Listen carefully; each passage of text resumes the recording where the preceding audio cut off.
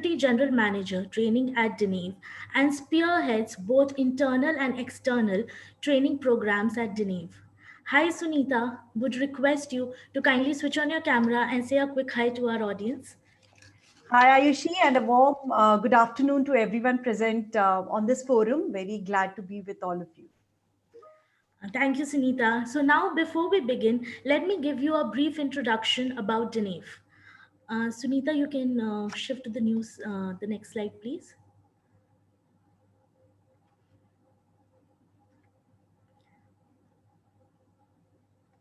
Yeah, so we are a 21-year-old Indian-born sales tech MNC which provides end-to-end sales enablement. Keeping our core focus intact, that is empowering sellers' journey, Geneve has remodeled its strategy, keeping in line with the new normal. Helping businesses to get back on track after a pandemic led downtime by leveraging its tech enabled services is now on priority.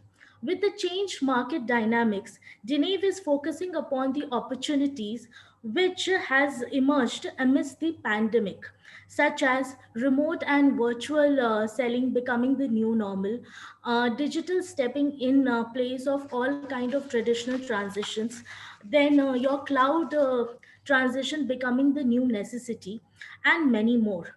Deneve is all about helping his customers not just to survive during the slowdown but thrive in the new market conditions. So that was about Deneve. Moving on, for the benefit of our audience, this is the second webinar in our ongoing webinar series on sales training. In the previous webinar, Sunita, along with Shakita Ahuja, Deputy General Manager, Training at Deneve, gave us a peek into the most common pain points which businesses face when it comes to remote training and the proven strategies which come to rescue. However, in this webinar, Sunita will throw light on the changing training ecosystem and also discuss upon the components of the success matrix of virtual training. Now, moving on further, I'm pretty sure we all have used a Zoom platform. It's quite user friendly. However, for those of you who are using it for the first time, in case you want to say anything or ask any question during the discussion, you can click on the hand raise button below and we'll attend to you. You can also type down your question or suggestions in the Q&A and chat section below, and it will be taken care of during the Q&A pit stop. The entire webinar is being live streamed on our Facebook page, and the recording will shortly be uploaded on our YouTube channel. So in case you are facing any technical glitches, you need not worry. It has already been taken care of. Now I think we are ready to begin. So without any further ado, over to you, Sunita. Thank you so much, Ayushi, for setting that base for us. And as it is the part of the series that is going on around sales training, the topic being virtual training this time, we'll deep dive and speak about what's trending in the virtual training world and what are the best practices like. Again, welcoming all of you to take out time and be part of this webinar. Well, how do we start? We want to be sharing with you the results of the survey that we conducted before you guys logged in. While registering for the survey, for this webinar rather, a survey was conducted. We asked you 3 questions, and basis the responses that we got in these survey is what we've like kept the webinar content and discussion around. So the first question was, what are the key challenges faced while planning a training program? While it's very clearly called out that budget allocation and approvals, measurability and reachability and accessibility of the training program is a challenge. Yes, we will be speaking about this in our webinar today. The second question was, in which area of training would you wish to improvise? So here, very clearly what we see is almost 50% of the pie taken by engagement. So that is where we will spend most of our time in our discussion, wherein we'll share our best practices, and we'll be glad to hear if there are good things that you're doing in your organization, so that everyone on the forum can like sort of learn from each another. Concept of training program, we'll touch upon this also briefly. The third question which was asked was, what are your expectations from this webinar? And the responses that we got was to stay updated. So this is where we decided to keep a section of the webinar on the current trends, to know the best practices and how to implement them. Yes, we're going to discuss that, and looking for solution. So for this, we will be having a Q&A session at the end. So if there are any questions that's coming to your mind, please feel free to put them in the chat or the Q&A, or maybe you could just ask that to us towards the end. So this is the agenda, and let's get started with a poll. Ayushi, I'll just request you to just pitch in and help me with the poll, please. Yes. Thank you, Sunita. So I think at this point of time, we go for a quick poll in order to understand our audience sentiment. So I'm just going to launch the poll.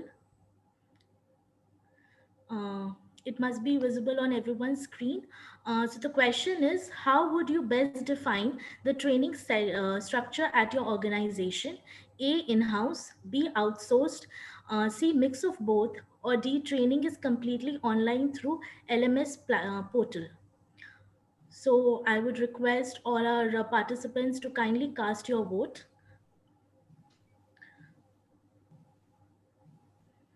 Uh, we already have 50% of our audience have already casted their vote. So the window will be open for 10 more seconds. So now I'm ending the poll and sharing the results. So here are the results. Very interesting, Sunita, isn't it? Indeed it is. Indeed it is. So it's in-house. It's a mix of both in-house and outsourced, purely outsourced, and also LMS. And this is what we are going to be discussing or speaking about in the next section, which is the current trends. And this is very relevant. The kind of answers that we saw just now is actually what is trending these days in the training industry. So we have a lot of conversation with our clients, and we also keep speaking to a lot of people from the training fraternity. And while we speak to them, read things on the internet on what's happening in the training world, so these are a few things which are there. So these are the updated trends, and these are here to stay for a longer time. So it really makes sense to understand them and also implement them in our organization and our functions. The first and foremost being the virtual training and social distance learning. That is what we are into today. Almost 100% of the trainings are happening online, and this is here to stay. Not that virtual training did not happen before, it was there from a long time, right from World War II, but now it is here to stay for a longer time. So the sooner and quicker we implement the best practices of virtual training, that is how we're going to benefit, create a benefit for our organization. New technologies are in. So now it's not, training is not purely instructor led kind of trainings. The trainings these days are very dependent upon technology. So trainings have become technology led, wherein we saw that yes, there's a lot of use of LMS happening. Many of our respondents audience said that it's happening through LMS.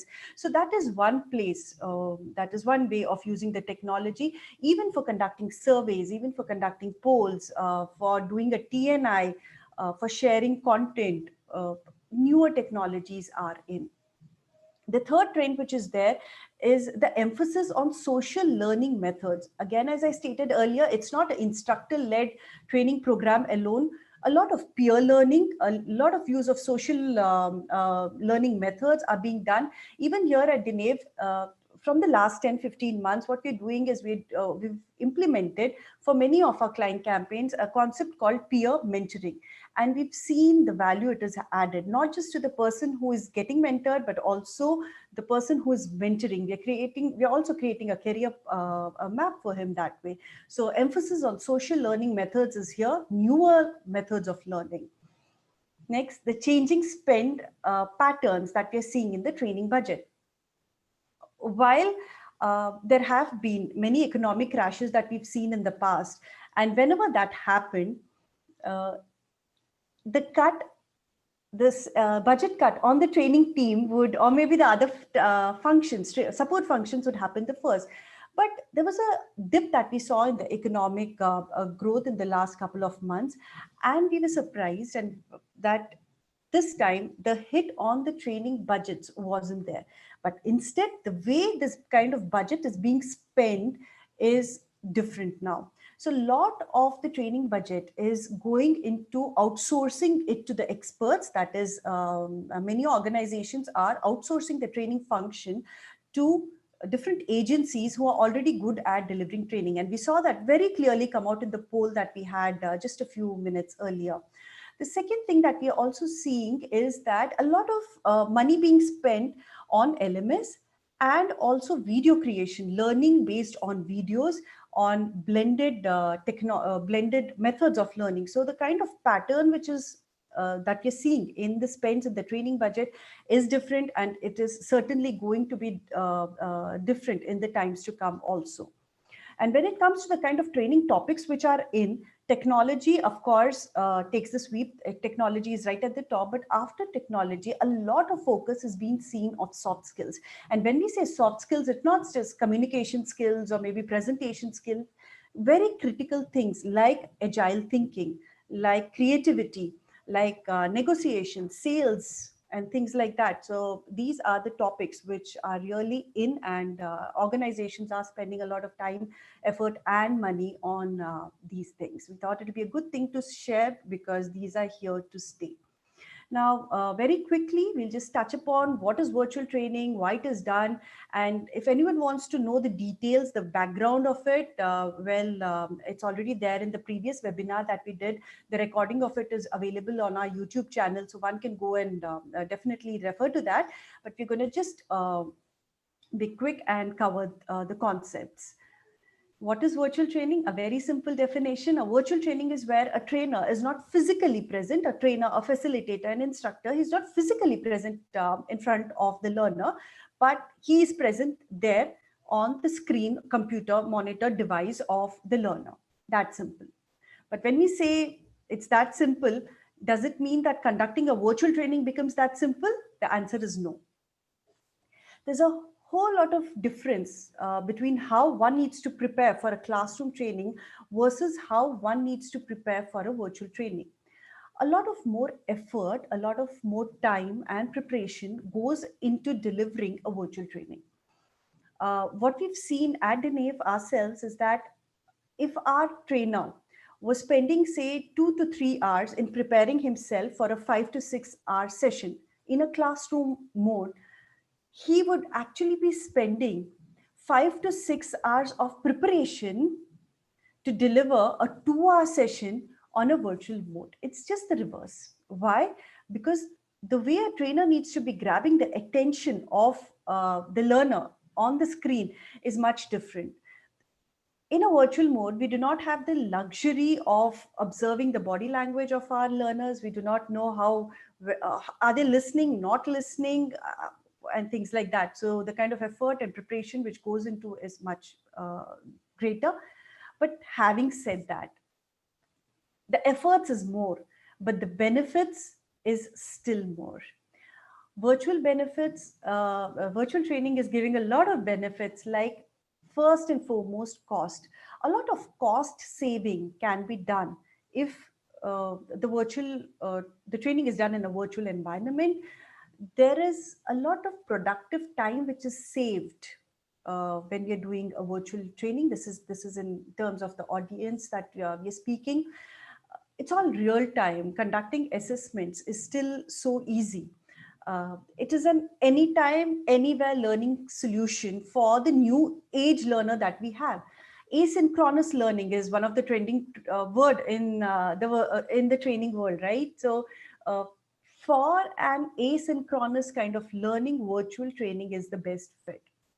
And just to reinstate the benefits of virtual training, We've put up a small case study. This is something that we did for one of the most popular brand of FMCG in India, and this was way before the COVID times. So even before, far before the COVID times, many years before that, we did this training wherein there was a new product which had to be launched. Hair product had to be launched, and there were more than 1000 sales representative who had to be trained on the features of the product, how to place it at the retailer's shelf, and things like that. So calling everyone into a classroom doing the training would have definitely taken a lot of time. Instead, the kind of solution we worked around was doing a one-to-one virtual training of 20-25 minutes each, and at a gap of 1 week doing an assessment again on the virtual mode. And this way we ensured that customized learning was also happening, and then the person got to learn what he really needed the most. And with that one-to-one kind of learning, the comfort level was also there. So this was from the learner's perspective, but when we see the benefit what it cost to the organization, it saved a lot of cost on travel, it saved a lot on productive time. And also when we see the kind of feedback that we received from the learners and the management, we feel that the kind of the same kind of impact which would have actually come if it had been a classroom training. So the benefits of virtual training are definitely there. And we spoke about the pre-COVID time. Quickly jumping into the time when COVID actually started, while most of us must have in some way or the other heard or delivered virtual trainings even before March 2020. But then what happened in March is all of us were forced to go online, to work from home, and get into the remote working environment overnight. No one was prepared for it. And here we were asked to deliver a training on the change, what could be the changing customer preferences, what could be the difference in sales pitch, how should an employee be working from home, and all these kind of training had to be delivered by the training team here just in a matter of 2 to 3 days. And how did we all gear up for it? We geared ourselves up by asking us a few questions and looking for those the answers for these questions through brainstorming. And from there till now, of course, we've come a long way. We've done quite a few trainings, not only for our internal employees, but also for our clients on various topics, and given it to various kind of resource types. And we've seen good impact coming.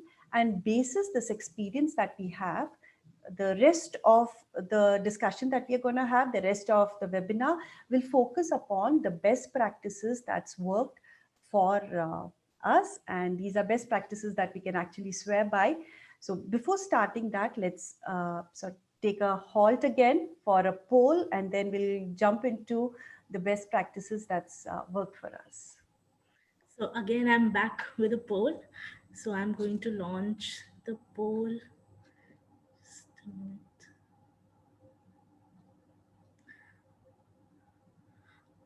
So I've launched it. It must be visible on everyone's screen.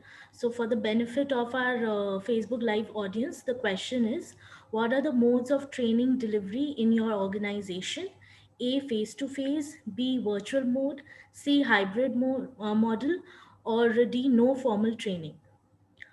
So I would request the audience to kindly cast their votes.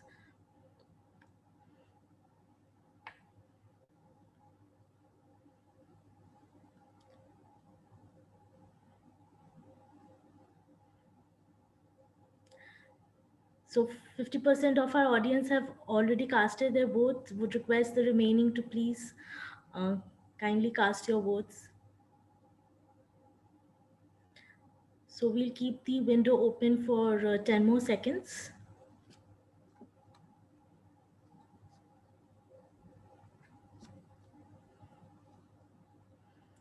So now I'm ending the poll. So the results are 38% for face-to-face, 13% for virtual mode, again 38% for hybrid model, and 13% for no formal training. So we have a tie between hybrid model and face-to-face, Sunita. Yeah. Yes. Thank you for taking part in the poll, because the kind of discussion we're going to have and the best practices that we will talk upon. So we'll try to keep it relevant to the kind of training modes that we have in the organization. Wonderful. So let's quickly jump on to our best practices. Yeah. I hope the screen's up, Ayushi. Yes. Wonderful. Yeah. So best practices. So what's working well for us is one, revisiting the training program, because what's worked well in the yester months may not be working well now. So revisiting the training program is one of the best practices that we have at Dinev, which we've been doing. Second is befriending the technology, making technology your friend. Another best practice that we're having is having a team of very enabled and skilled trainers that we do through the TTT programs. The fourth kind of best practice that we really follow is having good quality content. Content is an unsung hero, but then that's the lifeline of any training program. So having good training material is something that we really suggest. Investing a lot of time in pre-work. What is pre-work? Is basically engaging with an audience even before the training starts, and we'll speak about all these things in detail in a while. And the most important one, which came up in the pre-training survey, came up to almost 50% of what people are seeking for: engagement. So keeping a good amount of engagement during the training session is another best practice, which is really working well. So let's get into the first one, which is revisit the training program. So the design of the training program is really very important. And when we say design, of course, we know what our topic will be. Of course, we know what we're going to talk about. But then how are we going to do it? The how part of it really differs, because what worked in CRT, which is classroom training, may not work in a virtual mode. Why? Because the environment in which we are operating right now, these days, is very different. The virtual environment is really very competitive. Imagine a trainer speaking on the screen, but there is maybe a mobile which is there next to the person. He's maybe involved in the mobile, seeing something on Netflix perhaps. So the environment is different, and the trainer needs to be competing with that environment to be able to grab the attention of the listener or the learner. So that's why we need to be really mindful of how we are designing our training program. And the attention span definitely is very less when it comes to the virtual mode. Just with the snap of a finger, the learner can get distracted. So what do we do? First and foremost is decide upon the kind of format that we are going to have. And when we say format, what do we mean? Format is, do we want to keep everything on a virtual mode, or do we want to really convert a part of it, which is the hybrid model, which a few of you responded in the poll? Or do we really want to convert a part of it into a self-reading module, or maybe call people, taking care of all the safety norms, call few people inside the classroom and then perhaps train them? So that is something that we really need to keep in mind, because online fatigue is very high. People get tired online very soon. So the format and the mode is something that we really need to be mindful of. Next is the duration. Now, there are a few people, a few clients whom we speak to, and they say our NHTs are basically 8 to 10 days long. They are 15 days long. So do we actually take that online and do a 15 days, say 9 to 5 kind of a training? So that will possibly not get, that can be done, but the output is something that we may not be sure of. So maybe breaking down each session into 60 to 90-minute capsule is something which is really suggested, with ample amount of breaks, but breaks of a shorter duration, because physically you're not there to call back your audience. So the duration can be like 60 to 90 minutes with a 15-hour of break, and have maybe five or 4 or 5 such capsules in a day and not more. What about the attendee count? How many people should we actually be accommodating into a virtual training room? The answer depends upon what is the training topic that you're covering. Are we doing sales training, which is, it requires a lot of mock calls to be done? In that case, it actually does not make sense to have 20, 30 people logged into the same classroom. We need to be really breaking them into maybe groups of 5, doing the training, conducting mock calls, and then moving on to the next batch. But if it is just a product update that you need to be sharing, well, we can definitely accommodate 20, 25 people into a classroom, because it becomes very difficult for the trainer to manage the attention of the learners in that case. We are into a webinar setup right now where most of the discussion is one led, where it's one person speaking most of the time. In such kind of a format, definitely we can have hundreds of participants logged in at the same time. Lot of activities, lot of exercises, pre and post training engagement is something which is again required.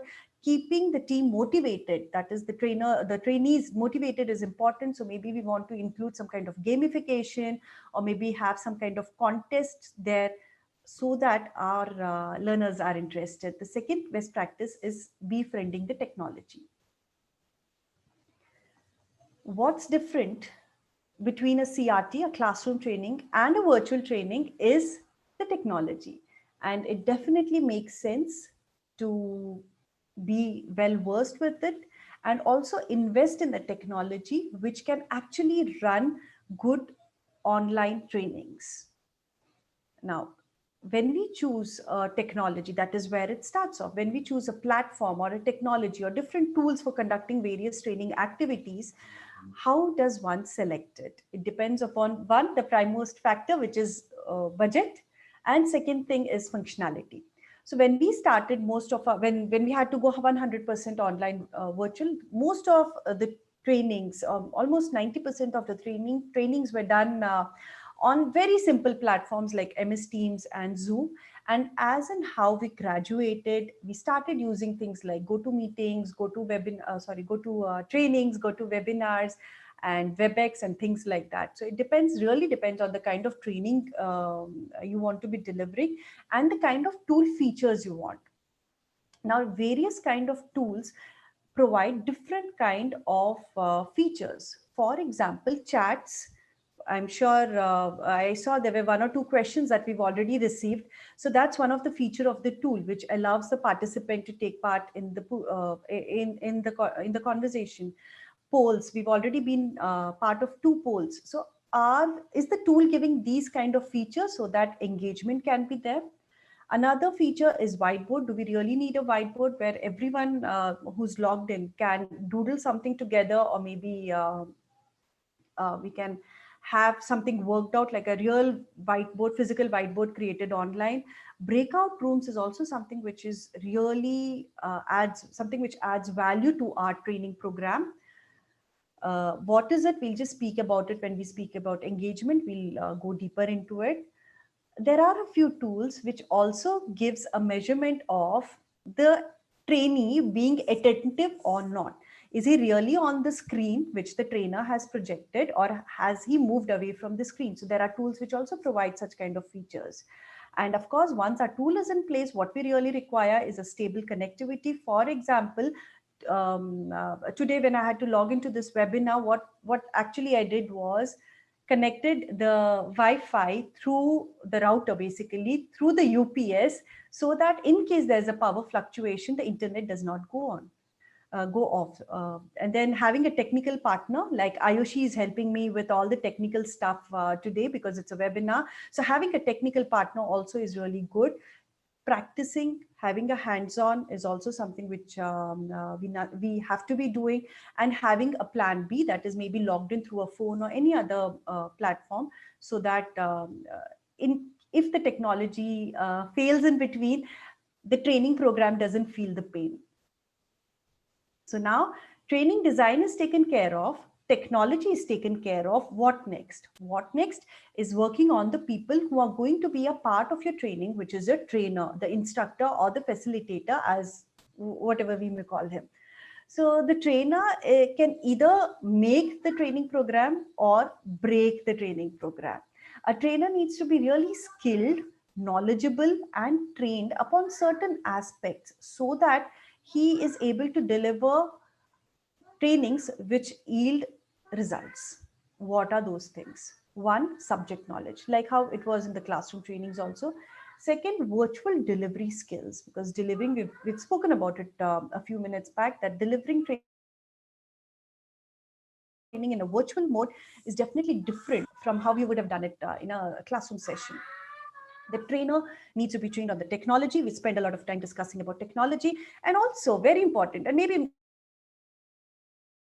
important, the video or the webcam. Why?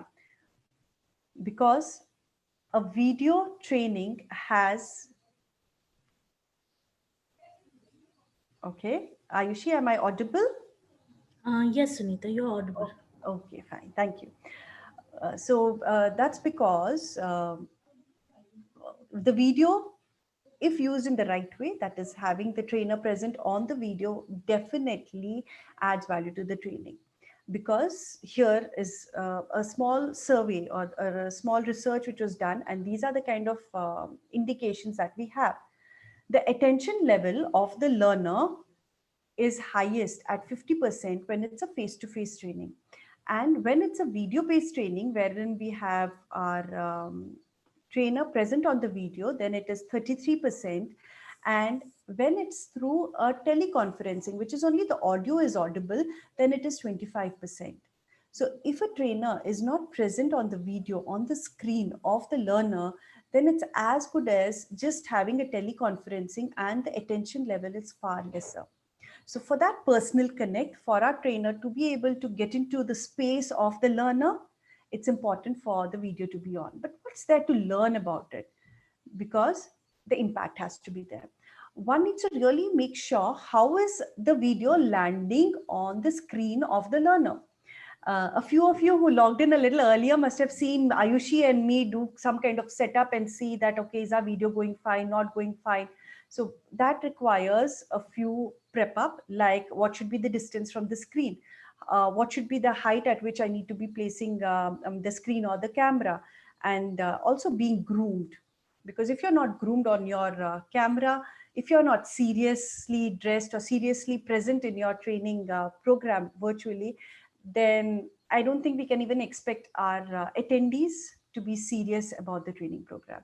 So this is why we say that our trainer needs to be really prepared about certain things, and virtual training delivery was another thing we spoke about.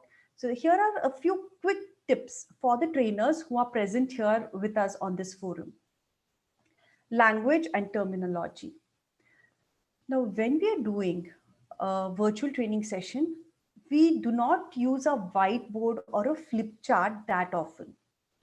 So a trainer needs to use his language as a tool, so that he sort of draws all that uh, things in the brains or the minds of the learner through his language and the terminology. Even simple things like using a V instead of a I can make a whole lot of difference and build that connect. Tone, pace, pause, voice, all these things, we've, as trainers, we've been trained on it, but these really help in getting a dramatic effect on into our training programs.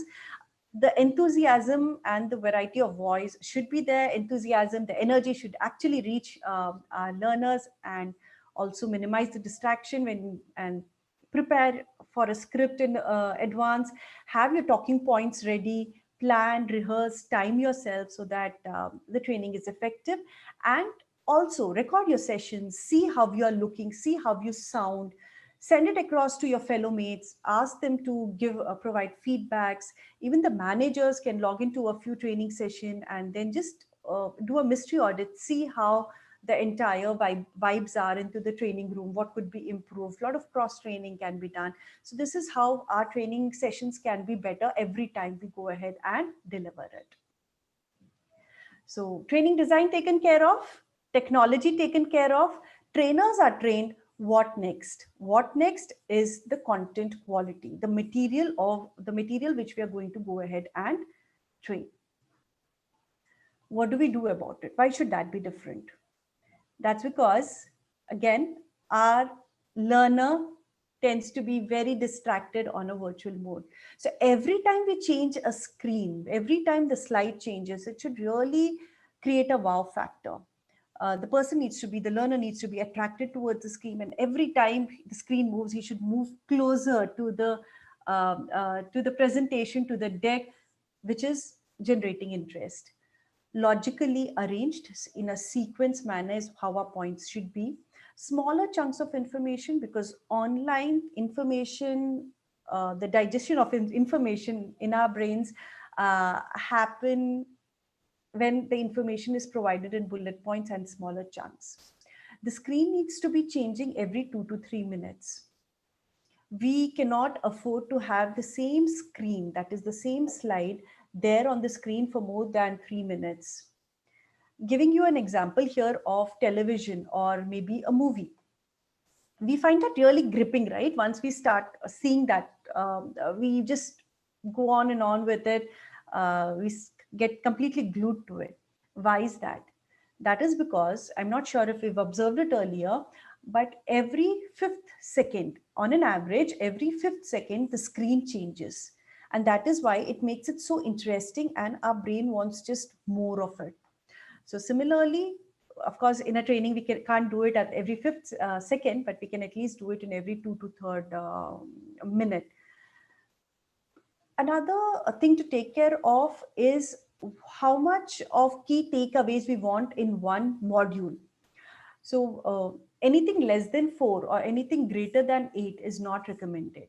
So if there are higher number of key takeaways that we may have, that is, maybe you want the learners to learn 10 different things, it's always better to design 2 training modules for it and have our module limited to just 4 to 8 key messages, and repeat that so that it sort of does that hammering effect. Right from childhood, we've heard one thing, that a picture speaks 1,000 words. So similarly, use a lot of images, use a lot of graphics, so that our content is also engaging. So this is the 4 best practices. We're left with 2, and we'll do that once we've taken up a few questions, because we saw there were a few questions which had come. Ayushi? Yes, so we are going to take a couple of questions here. So Okay. anyone want to say anything or ask any question, please click on the hand raise button and we'll attend to you. You can also type down your question in the chat and Q&A section below. So we have a couple of questions in the Q&A section.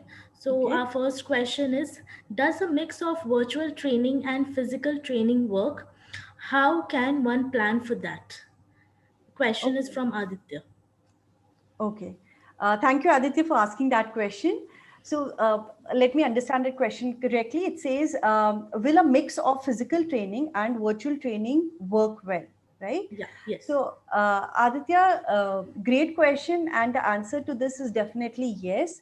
And we've been doing it in the past. We've, just to quote a few examples for our client projects, what we've been doing is doing on-the-job trainings, wherein for a retail environment especially, our route trainer, OJT trainer, he goes to the retail outlet, he trains people there, and he comes back.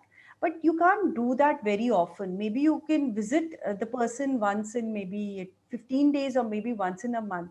But when the retention has to be there, as we were just speaking about the hammering effort, we need to be driving the messages again and again. So in that case, we can ask our learners to come up on a virtual mode, and then we can go ahead and do that training. Of course, what it requires is proper calendarization, and it can definitely be done, and this will save on the cost and also ensure if the trainings have been effective. I hope I've answered your question, Aditya. Thank you, Sunita. So our second question is from Harsh. He Okay. says, we run a week-long onboarding program. How can that be effectively conducted virtually? Okay, thank you for that question, Harsh. Uh, uh, we've been doing this, so the answer comes very easily, and we've also discussed a bit of it in the slides which just went away. We not only for internal DNAV programs, but DNAV employees, but even for our client programs, what we do is all those week-long onboarding sessions. We divide them. We what we've done is we've broken them into smaller chunks. We've made a lesson plan in such a way that a few of the material is sent beforehand. so that the learner comes prepared. For example, we can maybe give an overview of the product, but maybe the detailing of the product can maybe going into the details of it can be done through a self reading, and then come back again into a virtual classroom and discuss and practice on it.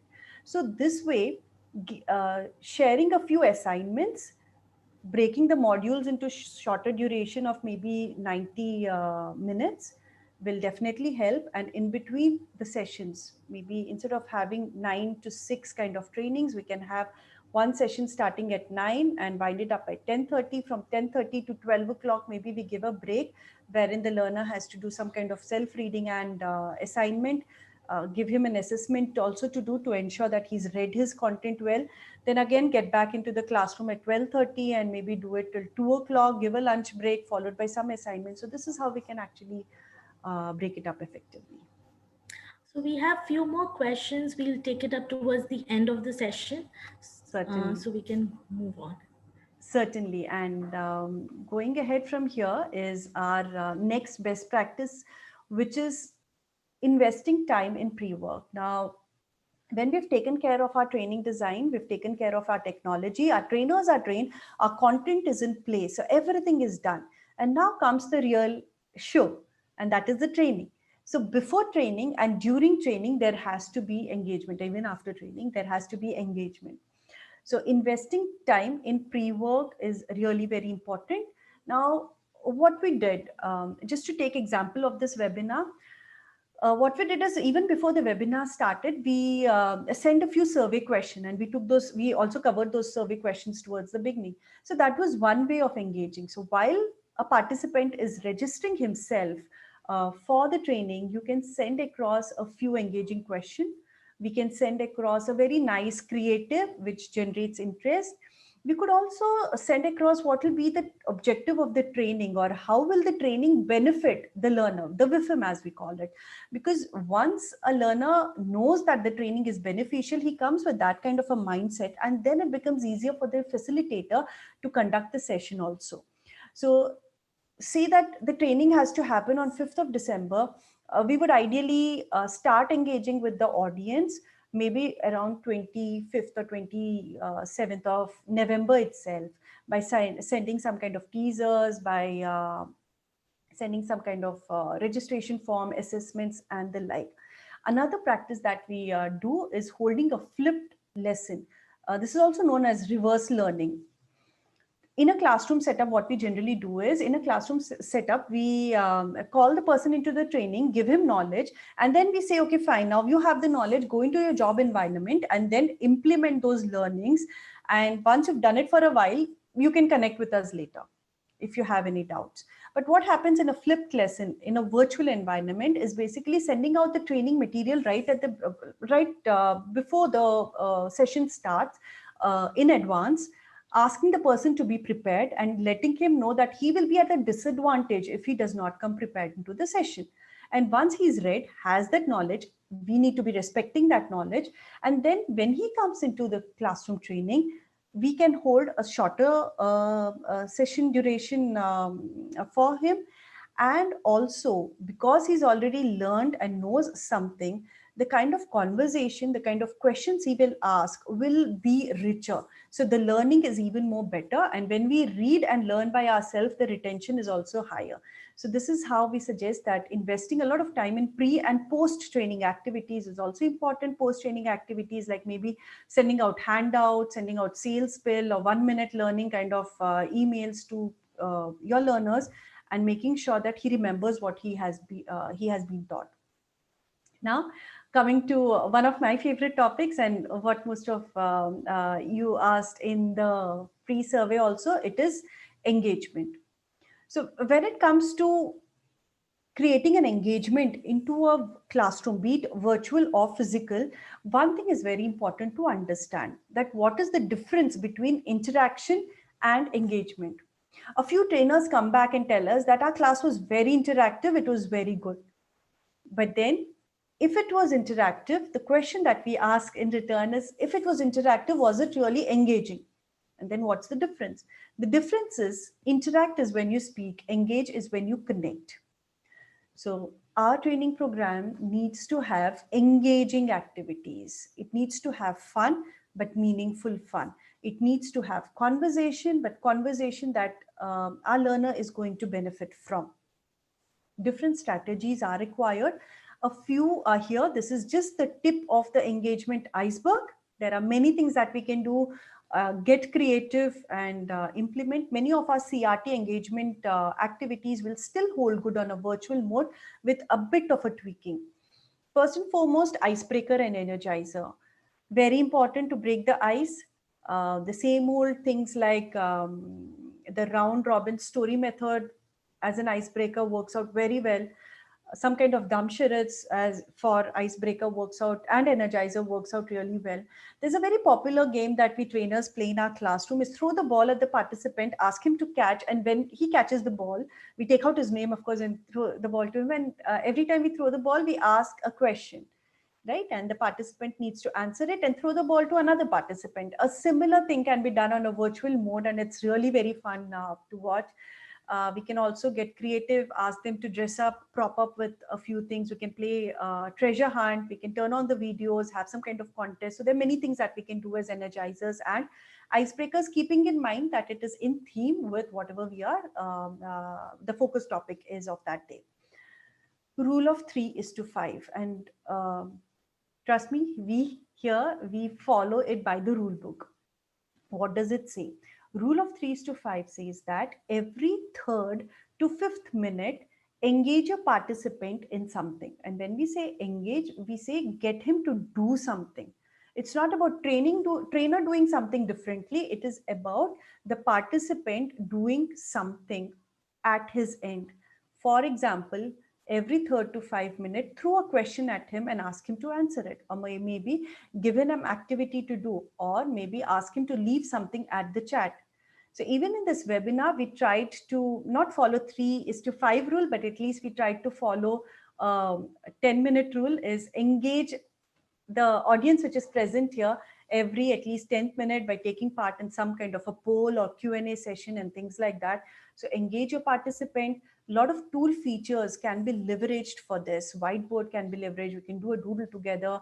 The breakout room. So breakout area or the breakout rule is really helpful.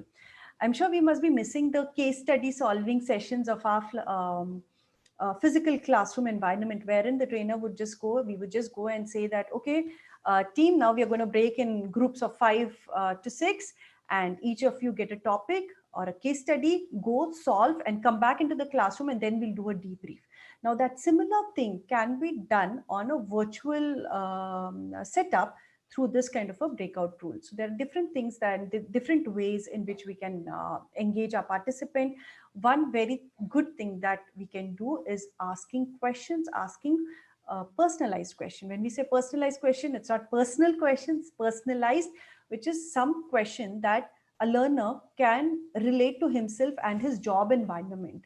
So asking him things like, when you go back, how are you going to apply XYZ thing in your job scenario, or maybe with XYZ customer?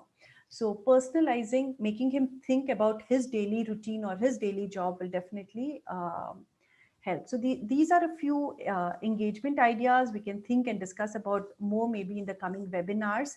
So if you want that, just let us know in the chat if you want us to go in detail into this maybe in the time to come. Great. So that brings us, I'm sorry about the screen, that best practices that we shared with you just now, which was about the training design, which was about technology, having the content in place, having your trainers trained, and engaging with audience. We want to just relate it to the cone of experience. Yes, we trainers, we read a lot about Dale. So a pyramid of learning was shared with him. What we're trying to do here is just relate the retention. How will the retention be with each of these best practice that we just spoke about? As per the pyramid of learning, what Dale said was 10% retention is 10% when we read. So this is where sending a pre-work is really important, because 10% of the learning will happen when the pre-work is sent to our learner and he reads it. 20% of the learning happens when we hear. So that is where a trainer or an audio becomes imperative. 30% is what we remember of what we see. So this is where having good visual aids and having the content, good content becomes important. We remember 50% of what we see and hear together. That is why having AVs, videos, and having the trainer on the video becomes important. 70% and 90% of the learning happens when we discuss with one another, when we simulate, or when we teach others. So that is where activities and engagement which involve role plays or some kind of discussions with peers becomes really important, and that is where the best practice of engagement comes handy. So this was with the best practice that we had. So these are best practices which has been working well with us. Quickly moving to the final topic of today's webinar, that is how can we measure training effectiveness. Even in the survey that we saw, the pre-webinar survey, many of us had said that we really want to know how to measure training effectiveness. And also, if any organization or the management feels that the training is effective, in the next financial year, getting the budgets for the training becomes easier, right? So it's important to go back to the management, go back to the organization and show what is the kind of value that the training team or the training function is creating and how it is impacting um, the behavior and the results, the end objectives that we are here for. So when we say measuring training effectiveness, of course, a few of us are doing it in one way or the other. Maybe a few of us are just capturing the feedback. Few of us are just going and directly relating it to, maybe if it was a sales training, really measuring it to the end objective, which is the number of sales or revenue created. But then what we would suggest is when you're measuring the effectiveness of training, of your training program, try to do it in fourfold. That is 4 steps. The first step, most basic, because it's going to affect different people at different level. The first and foremost is reaction. Capturing the reaction of the attendees in terms of how did they find the content, how was the quality, and even after this webinar, we are going to ask you about this. So this initial reaction to gain an understanding if there's anything to be done differently in the next training session. Next is measuring the learning. While if you're maybe doing a sales training program, you're doing a training on spin, first reaction is asking your participant, did they like the training? Yes, they did. So taken care of, first part taken care. Second, learning. When we were teaching or training them on the spin techniques, have they really understood it? So that is measuring the effectiveness of training through learning. And how can we do that? By maybe floating some kind of assessment, doing some kind of role play, holding discussion, so we understand if they've understood it or not. And the third one is behavior. Well, we did a training of spin methodology. People like the training, which is good. They've understood, they've learned it, good. But is it bringing a change in their behavior? Now, when they ask questions to their customers, are they asking it differently? Are they asking situational question? Are they asking implemental question? So has the behavior changed? And the last one, which is most important, is result. Well, yes, if your people have liked your training, reaction taken care of, learning, they've understood, wonderful. Behavior, they're implementing it into their job environment, good. Next, what is the kind of result that it has got? Has there been increased number of sales? Has the amount of conversation increased? Has the sales gestation cycle reduced? What is the kind of result that we are seeking? Has the target achievement become higher? So measuring the training effectiveness at all this level becomes important to make sure. And whatever findings we get, what we need to be doing is getting changes in our training program accordingly, into the content accordingly, so that at the end of the day we meet our objective, which is the objective, which is the sales. It could be in terms of conversions or whatever target we have, because an organization is actually spending a lot of money, effort on training function, and we need to give back that to the management, or at least show that back to the management. Great. So that brings us towards the end of the webinar. So this is where we started and this is where we will end. So in the pre-survey, we saw that there were questions about, or there were concerns about budget allocation and approval. Of course, the budget and allocation and approvals will become easier if we go back and show the impact of the training. And how do we measure the impact of the training? We've done that, the 4 stages. Reachability and accessibility of the training. Well, we can do a recorded session. We can, through virtual training, reach out to the remotest of location and our representatives or our trainees. So that is taken care of. Second question, in which area of training delivery would you like to improvise? So engagement, yes, we've spoken about that. And we've also spoken about a few other things like what are the current trends which are going on and what are the best practices the industry and we at Dinev are following. One bit which is left is looking for a solution. So we keep this house open for Q&A now. So if there's any solution that one is seeking for, if there are any questions, that's there, we can take care of it. In case we do not have an answer right now, we'll of course get back to you. And if there is any good practice that you're doing in your organization, we'll be glad to hear that as well. So Ayushi? thank you, Sunita, for an Thank you, interesting and Ayushi. informative session today. Now the floor is open for Q&A. If you want to ask anything or give any feedback, please click on the hand raise button and I'll unmute you. We already have few questions in the Q&A section. So our first question is from Bhaskar J. He's asking, what is the ideal frequency to post polls during the training session? Okay. So if it's a training question, so what we need to be taking care of is there are variety of engagement that's happening. So it may not always be a poll. We can maybe, now there are many other things we can do. Maybe a agree, disagree. That's a tool feature. Maybe we could have that. So every third to fifth minute, rule of 3:5 that we spoke about, have an engagement. But should it always be a poll? That's something that we perhaps want to be thinking about. So Bhaskar, I've unmuted you. You can please proceed and ask any questions you have. Yeah. Actually, usually when we are conducting this virtual, this one webinars to Mm-hmm. train our sales team, usually Okay. the question comes, oh, what is the frequency? Because whenever usually we conduct for 1 hour to 1 hour 15 minutes, that is the frequency we are keeping. We post every half an hour once to keep them this one engage. So is it right, or we need to keep multiple polls? Okay. Bhaskar, that's really a good thing that you're thinking about, that is engagement. So the answer to this, Bhaskar, would be, of course, poll what you're doing once in half an hour is fine, but in between, so maybe you have there are 3 or 4 polls in the training session.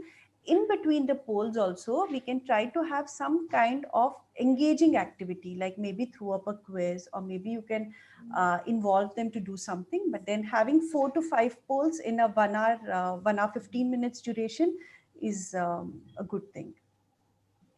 Thank you so much. Thank you, Bhaskar. Any other questions, Bhaskar? Nice talking to you. Me too, and it was a very interesting session. And one thing Thank you I so much. learned in my 16 years of career, the presentation, the flow, the images, it really made me engaged. Complete this 1 hour.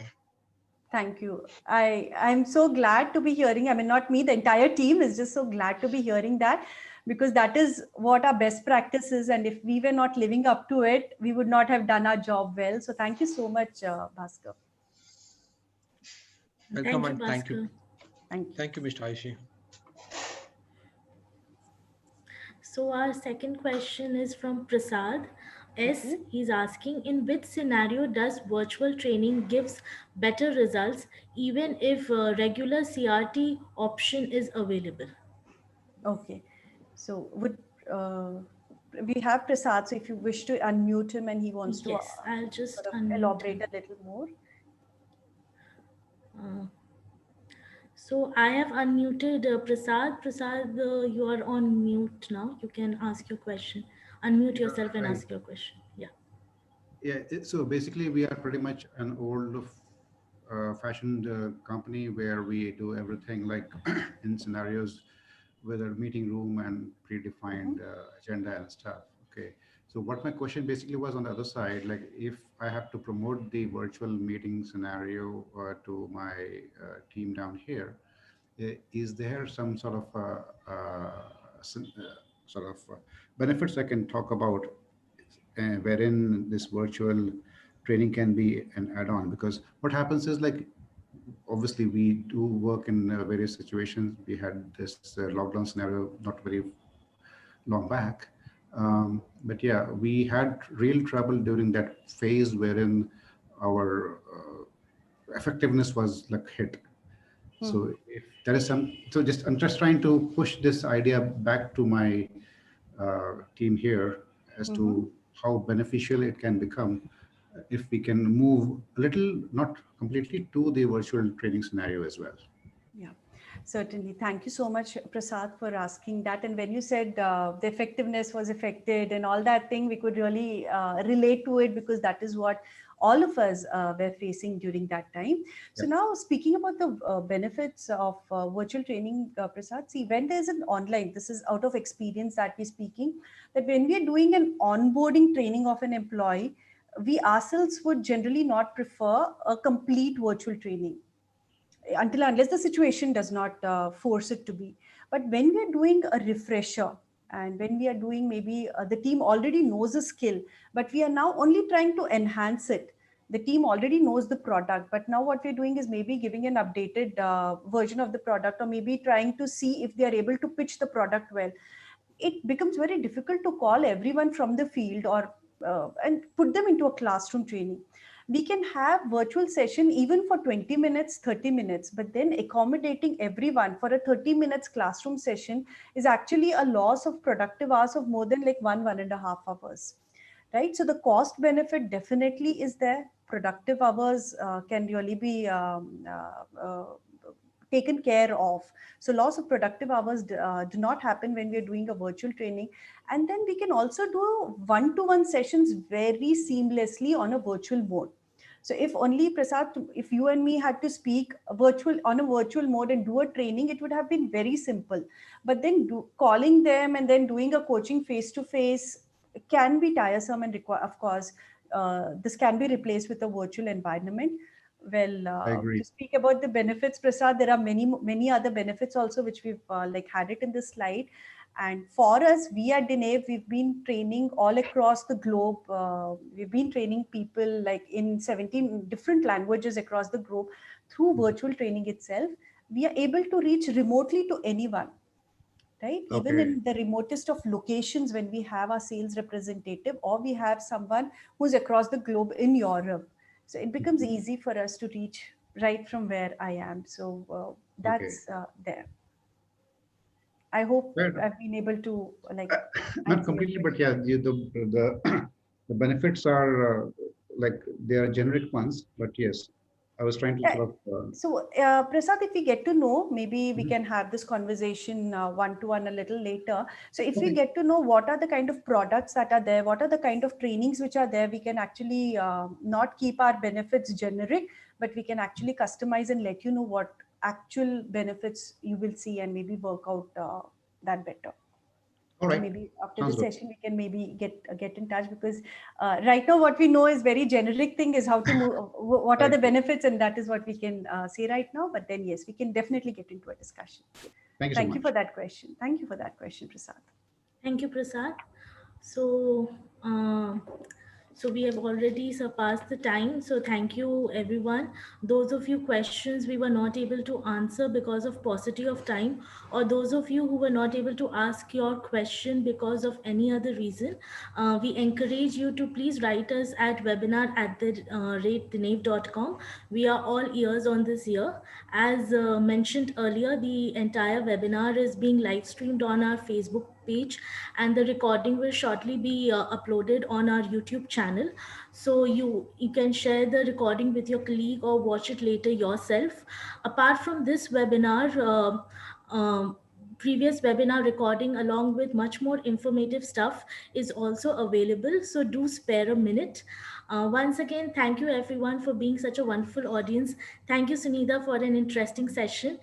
Take care, stay safe, and have a great weekend. Thank you Happy once again. happy weekend. And Ayushi, you were a great host. Thank you for Thank you. that. And again, thank you for everyone to be a part of this webinar and asking those interesting questions. Thank you, everyone. Thank you.